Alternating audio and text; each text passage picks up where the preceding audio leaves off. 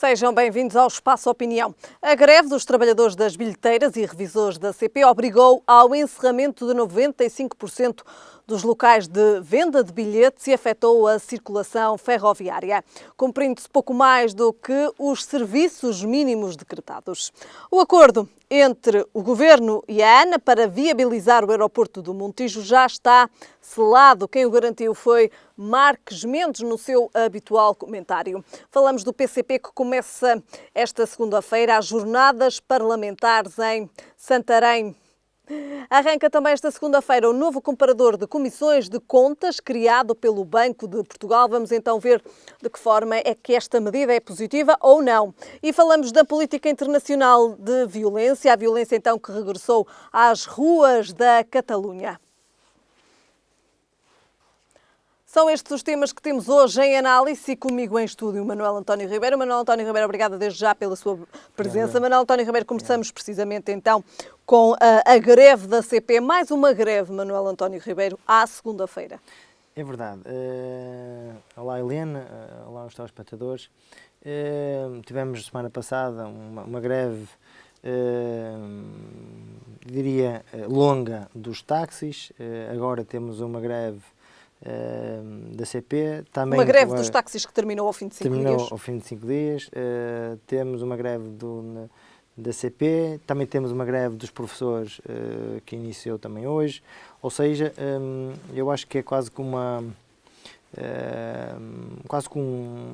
tentativa de ultimato, passa a expressão, para que com o orçamento está à porta, as eleições também estão à porta e na expectativa de que conseguimos, porque depois será mais difícil. Isto para dizer o quê? Para dizer que o direito à greve é um direito, como é óbvio, isto nem se põe em questão, num país com uma democracia como a nossa, consolidada, mas de facto as pessoas, e começa a haver também um bocadinho um desconforto por parte dos cidadãos, porque são sempre prejudicados. Ou seja, repare, relativamente à greve da CP, hoje dos 252 trajetos que estavam programados, realizaram-se apenas 100. Ora, isto, quer queiramos, quer não, afeta claramente os cidadãos. Os cidadãos que têm programado a sua ida para o trabalho, a sua ida para levar os filhos à escola. E ao início da semana também. E diria mesmo, ou seja, que não tem culpa nenhuma sobre o cartório. Ora, isto para referir que eu acho que o movimento sindical atravessa algumas dificuldades, até porque, primeiro, a adesão ao sindicalismo cada vez é menor. Isto, por um lado, porque começa a haver a ideia de que o sindicalismo existe com um propósito e depois esse propósito também começa a ficar um bocadinho desvirtuado. E as medidas que são usadas, por vezes, não são as mais adequadas. As greves devem existir, eu acho que sim. As ações devem existir, eu acho que sim. Mas desde que não se colocam, desde que coloquem o menos possível as pessoas, os cidadãos, criem transtornos ao menos possível, que criem o menos possível transtorno aos cidadãos. E o que nós temos o que está a ver acontecer não é isso. Os táxis pararam uma cidade quase por completo, ou seja, colocaram as suas viaturas, quase paralisaram uma cidade. Há uma greve dos professores, quase que as escolas ficam... É um ano marcado pelas greves e pelas reivindicações, Manuel António Ribeiro. É um ano marcado pelas greves. Ainda não estamos a terminar o ano, mas falta pouco. Já assim podemos, digamos assim, pô-lo desta forma e pintar também desta forma este ano. É verdade, é um ano de eleições, como dizia há bocadinho, porque temos eleições à porta. Em 2019. Em 2019. O Orçamento de Estado também está na fase final de negociação, ou seja, tudo isto há uma pressão do género, bem, é agora ou então depois, não será. Agora, propriamente dito, relativamente à greve, é lógico que todas as reivindicações, e eu que fico em claro, em momento nenhum estou aqui a dizer que as reivindicações dos funcionários, quer das bilheteiras, quer dos revisores, não têm razões de ser, que fique bem claro. E deixo aqui esta ressalva. As razões são mais que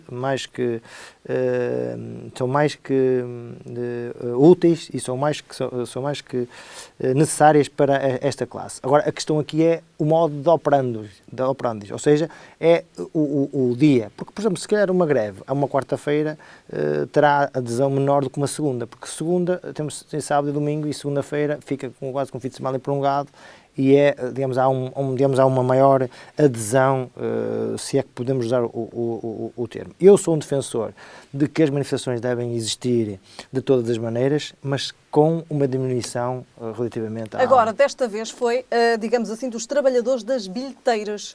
Repare, isto, todas... Que implicações tem esta greve, então, dos trabalhadores das bilheteiras?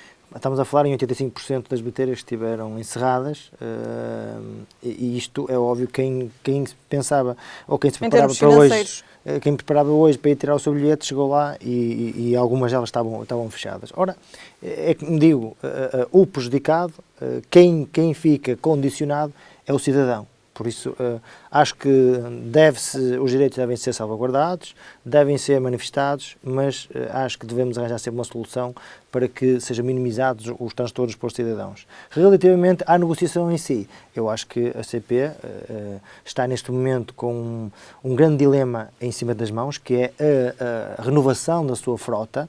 Acho que é uma aposta, é óbvio que os recursos humanos... É necessária também. É urgente. Todos nós sabemos, e em vida pública, e nós que circulamos também nas próprias viaturas, nas próprias carruagens, nós vemos em que condições é que as mesmas, algumas delas as condições que nos dão. Ora, as condições da linha férrea, as condições da manutenção, as condições a falta de carruagens, isto demonstra que há uma prioridade a ser implementada na CP. É óbvio que, paralelamente a esta renovação da frota, a esta inovação e esta atualização tecnológica de um dos principais setores de transportes do país, é óbvio que os recursos humanos também devem acompanhar, as condições dos recursos humanos também devem acompanhar essa inovação. Mas estou certo que sem a inovação, sem o melhoramento desta rede de transporte, Portugal ficará para trás e ficará prejudicado. A CP tem problemas graves, Manuel António Ribeiro, para resolver também. Fica patente através destas greves. Fica patente que tem problemas graves, não em termos só de recursos humanos, mas eu acho que mais grave que os recursos humanos são, de facto, a falta de equipamentos novos e os que existem são muitos deles obsoletos, e a manutenção da linha e a ampliação da mesma, que nós já vimos aqui em outros programas. É necessário modernizar a ferrovia. Modernizar e expandir a rede ferroviária, nomeadamente a ligação ao aeroporto de Beja.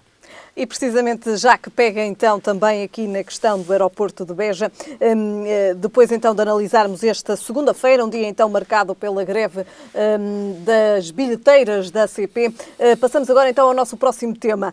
Não falamos concretamente sobre o aeroporto de Beja, mas sim sobre o acordo então alcançado entre o Governo e a ANA sobre o novo aeroporto do Montijo. Então aqui a garantia foi dada então por Marques Mendes no habitual comentário semanal que faz.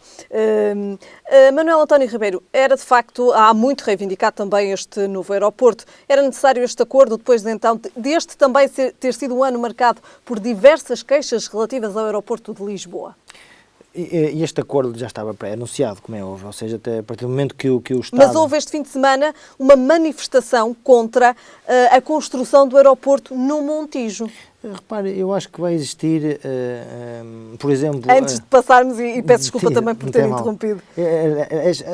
Nunca, nada que se faça agrada a toda a gente. Isto é difícil haver uma ação, uma posição em que haja uma unanimidade relativamente à mesma. O que interessa é que a grande maioria, e isto é nacional, é público, a grande maioria, o aeroporto que dará apoio ao aeroporto de Lisboa, o aeroporto de Montijo, será, sem dúvida, é irreversível, ou seja, é irreversível. Será claramente um apoio ao aeroporto de Lisboa que várias vezes já nós aqui falámos e muitos analistas também já se pronunciaram, em que é urgente esse referido apoio. É óbvio, e eu acho que só falta o estudo de impacto ambiental ser aprovado e depois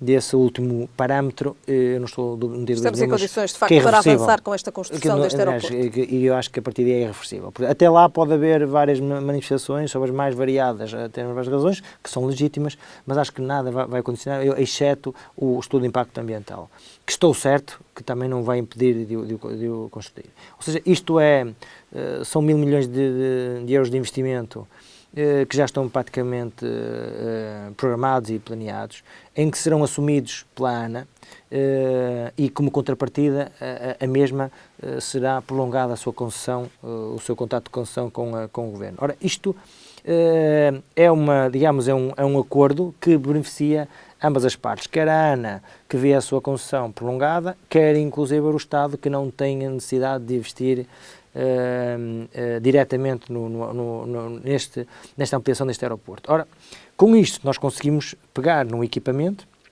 que vai ser reabilitado, vai ser reestruturado e adaptado a um aeroporto de apoio a Lisboa. O aeroporto de Lisboa. O aeroporto de Lisboa. Mas é importante referir aqui o seguinte, que este aeroporto não vai resolver todos os problemas É isso, também ia perguntar, é suficiente? Ora aí está. E até lá, porque será certamente um processo que ainda vai demorar.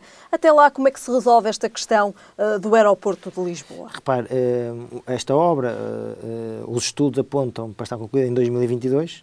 Ora, nós estamos em 2018, começar 2019, temos ainda aqui 3 anos, e este ano nós já vemos uma dificuldade enorme na operação do aeroporto de Lisboa. Portanto, e vamos continuar a existir durante os próximos 3 anos, não tínhamos dúvida, até porque a perspectiva turística não é de crescimento, mas até manter o que nós temos atualmente provoca ali alguma saturação no aeroporto de Lisboa. O que é importante referir é o seguinte, até daqui a 3 anos as alternativas vão passar pela uma melhor eficiência, uma maior e melhor eficiência do aeroporto de Lisboa, fazer aqui, tentar a todo custo de que o aeroporto de Beja seja o mais rentável possível como apoio, apesar de estar a esta distância considerável e sem existir a tal linha ferroviária que resolvia os problemas, e eu continuo a acreditar que essa é uma das soluções. Quer uma ajuda também, aqui um complemento? Quer um complemento, e a partir de 2022, com o aeroporto de Montijo a operar, não tenho dúvidas nenhumas que estas reclamações irão diminuir drasticamente no aeroporto de Lisboa. Mas o que é também importante aqui referir é o seguinte, nós vamos ter 3 anos de obra, e que parece que não, mas é imenso tempo para construir um equipamento desta natureza e pô-lo a operar. Se caso não haja um desvio, porque depois a seguir há este atraso, há aquele, e se calhar não é 3, é 4 anos ou algo do género. Mas mesmo depois este equipamento estar construído, não é suficiente em termos de aeroportos no nosso país. Não é suficiente, até porque... Mas é o primeiro passo. É o primeiro passo. E o segundo passo, há aqui 2 formas de... Ou essa linha ferroviária pode atravessar e aí sim interligar o aeroporto de Lisboa, o aeroporto de Montijo e o aeroporto de Beja, e aí sim fazer este anel que irá resolver para sempre, não vejo forma de não ser, para sempre o problema aeronáutico do país. Nós temos um grande aeroporto no norte, temos um grande aeroporto no sul e passamos a ter este anel de ligação centro-sul do país. Ora, qual é o papel e qual será o papel futuramente do aeroporto de Beja, Manuel António Ribeiro? O aeroporto de Beja só terá um papel para o qual foi projetado se estiver interligado com o aeroporto de Lisboa. Se estiver isolado, o aeroporto é um elefante branco, ali está, ponto. Porque tem ali uma excelente infraestrutura, só que está distante de tudo. Ora, e se não houver esta ligação ferroviária, até o aeroporto de Montijo acaba por ser também até saturado facilmente se não tiver este apoio. Por isso, e para uma forma de dinamizar não só o aeroporto de Beja, mas toda aquela região, e nós estamos a falar de uma região que tem 70% da nossa área geográfica está ali naquela zona, mas contrariamente temos 4 ou 5% da população ali. Ou seja, temos uma área enorme geográfica, mas temos muito poucas pessoas. Porquê? Porque não há incentivo. Com o aeroporto ali em plena elaboração, em pleno contacto com o exterior e com este anel que falei há bocadinho, nós podemos ter ali uma forma de dinamizar todo aquele território que está neste momento em forte desertificação. Muito bem. Manuel António Ribeiro, passamos então agora para o nosso próximo tema. Falamos do PCP. Arrancaram então esta segunda-feira as jornadas parlamentares do PCP em Santarém. Manuel António Ribeiro, de facto, o que é que representam estas jornadas parlamentares do PCP? Eu acho que estes são 2 dias em que o PCP tem claramente aqui uma estratégia de dizer aos seus militantes de que é aliado do governo neste acordo que tem, acordo parlamentar que tem com o Partido Socialista, mas que também quer dizer, ou seja, a pensar nas próximas eleições, que é uma alternativa, por isso nós militantes do PCP, mantemos a nossa linha.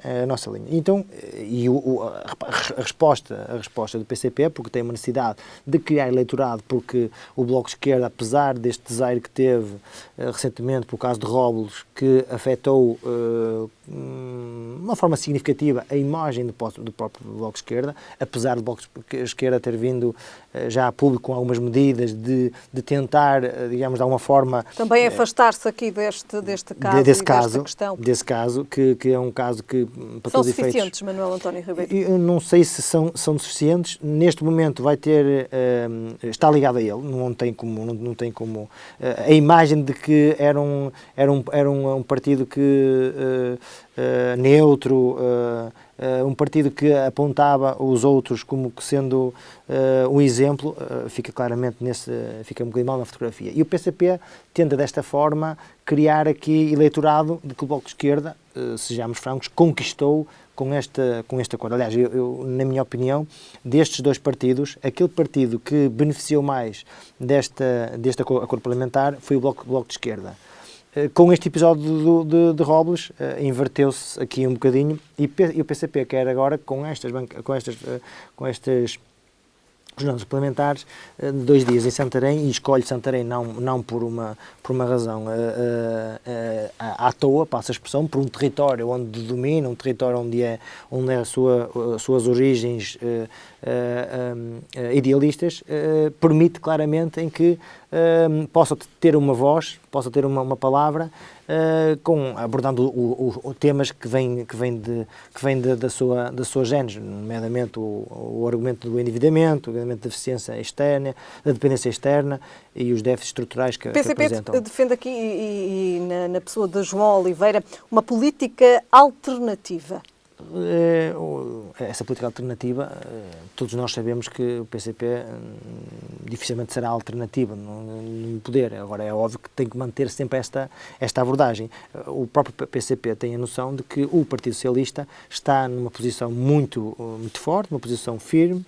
Mas há diferenças entre o PCP e o PS, e que têm ficado, digamos assim, bem patentes nos últimos meses e também ao longo, digamos assim, desta legislatura. Essas sempre existiram, as diferenças sempre existiram. São os partidos que suportam o PS no governo. E a que é chamada, ou foi designada por geringonça. Ou seja, esta geringonça, como foi assim na altura classificada, tem esta relação com o PCP e o Bloco de Esquerda, uma relação fiel e uma relação que sustenta um governo que, pelos vistos, funcionou. E aí ninguém pode dizer se há uns anos atrás, quando ela iniciou, toda a gente questionava se isto resolveu ou não, e o que é certo é que resultou, que temos os resultados económicos e financeiros e até em termos de emprego muito bem atingimos valores, nomeadamente na taxa de desemprego, onde há muitos anos já não atingimos. O PCP, para concluir, aproveita estas jornadas não só para se relançar, bem como, inclusive, para se destacar ou digamos... E também marcar aqui uma posição. Relativamente ao Bloco de Esquerda. Muito bem. Manuel António Ribeiro, depois então de analisarmos aqui estas jornadas parlamentares do PCP, que começaram hoje então em Santarém e que duram 2 dias, passamos para o nosso próximo tema. Falamos da banca e falamos do comparador de comissões nos bancos, uma iniciativa então do Banco de Portugal. É uma iniciativa, como é que podemos analisar esta iniciativa do Banco de Portugal, Manuel António Ribeiro? E falando do caso concreto da banca e especificamente da banca. Acho que é uma grande iniciativa, uma excelente iniciativa. Nós, a caminho da era digital, não temos outra forma do que acompanhá-la. E se nós queremos implementar a era digital, a banca é um dos temas onde encaixa claramente essa era digital. É importante aqui, e eu acho que o Banco de Portugal aqui consegue, de alguma forma, dar aqui com estes passos pequeninos, mas dar uma imagem para o exterior de que, de facto, é uma entidade fiscalizadora. É uma entidade que protege, que é esse o papel fundamental, que protege os cidadãos. Não deve proteger os bancos, deve proteger os cidadãos. E uma forma, quando digo não proteger os bancos, é uma forma de regulá-los, ou seja, deve monitorizar as suas ações. E dando estas ferramentas aos cidadãos e aos clientes dos bancos, permite claramente dizer que eu, como potencial cliente, poderei optar qual os bancos que me dão as melhores condições. Toda a gente sabe que nos dias de hoje os bancos apresentam aqueles papeizinhos com letras muito pequenininhas e às vezes folhas e folhas de condições e procedimentos contratuais que não têm fim. Ora, com esta plataforma, estamos a falar que permite comparar 93 serviços que são praticados em 200 instituições financeiras, 200, não estamos a falar em 3 ou 4. Ora, isto permite, digamos, uma possibilidade abrangente para todos os potenciais clientes, dizer, bem, eu quero ver quanto é que cobra esta instituição, esta ou esta, e qual é aquela que me é mais vantajosa para mim, se eu faço muitas transferências por dia ou por mês, se eu não faço transferências nenhumas, se eu apenas tenho lá o dinheiro, só preciso levantar dinheiro, se eu só preciso fazer transferências. Ora, em função do meu perfil, eu consigo, com esta aplicação, poder me enquadrar e ao mesmo tempo saber qual é a instituição que melhor me vai servir. Ora, isto é uma peça de ferramenta muito útil, do qual eu digamos, sou um defensor. Requer ainda algumas adaptações, Manuel António Ribeiro? É óbvio que estas, eu admito perfeitamente que há bancos, por exemplo, na questão das contas pacote, por exemplo, em que têm vários serviços incorporados naquela conta, dificilmente poderão não conseguir fazer essa comparação. Ok, mas é uma base. Isto é uma base de trabalho, estamos a falar em 93 serviços, já não é uma coisa tão pequena como isso, mas já podemos ter aqui fazer uma análise e que o próprio cidadão em casa, sentado, pode perfeitamente começar a ter uma abordagem e com isso escolher qual o banco que lhe dá melhores condições. Era também uma ferramenta necessária também para os consumidores? Era uma ferramenta necessária, primeiro financeiramente, mas também... Por causa desta questão das comissões. Exatamente. Muitas das vezes não há aqui uma informação bem esclarecedora. E que só há as comissões quando, nos primeiros meses ou 3 meses depois, quando começa a aparecer lá a comissão disto, taxa daquilo, imposto disto, e assim com esta simulação, e os bancos ficam obrigados a informar periodicamente o Banco de Portugal para que o Banco de Portugal atualize esta plataforma. Aliás, e só para concluir, houve alguma reticência por parte dos bancos para que isto avançasse no dia 1 de outubro, alegando que o prazo era curto para que pudessem atualizar os dados. Muito bem. Manuel António Ribeiro, passamos ao nosso próximo tema. Falamos de política internacional, falamos do regresso da violência à Catalunha. É verdade, Helena. Também já não é uma notícia que nos traga alguma novidade, de facto. Mantém-se aqui a violência na Catalunha? Mantém-se e regressa? E regressa. São 365 dias depois do referendo ilegal, que foi considerado ilegal, relativamente com vista à independência, à consulta de independência da Catalunha, e um ano depois a forma que encontram para recordar esse referendo ilegal, considerado ilegal, cortes de estradas, cortes de estações de comboio, várias iniciativas deste género, o que, por um lado, são as pessoas a favor da independência e, do outro lado, há uma nação que estão contra a independência. Isto, e para ser quase que em forma de síntese, é um processo que nasceu mal. E quando nasce, há aquele ditado, quando algo nasce torto, tarde ou nunca se endireita. É o que acontece aqui neste caso. Eu acho que é o que acontece aqui na Catalunha. Estaremos longe de ter uma resolução. Longe. E até estou perfeitamente convencido de que a resolução da Catalunha, da independência, acho que dificilmente ocorrerá, e até ser convencida das pessoas que estão ligadas a este movimento de que não vai haver independência nenhuma. Acho que ainda vai haver muitas pessoas que se vão aleijar, espero que não hajam perdas de vida. Estamos a terminar, Manuel António Ribeiro, uma última nota. E para concluir, porque acho que o processo da Catalunha, na minha opinião, não faz sentido a independência, tendo em conta que o Estado espanhol é um Estado em que a Catalunha faz parte, e acho que tem o seu papel perfeitamente definido e independente, e de independência já definido. Muito bem, Manuel António Ribeiro, terminamos hoje então o Espaço Opinião. Voltamos a ver-nos na próxima semana. Boa semana. Obrigado, igualmente, Helena. Foram estes os temas hoje em análise no Espaço Opinião. Nós estamos de regresso amanhã.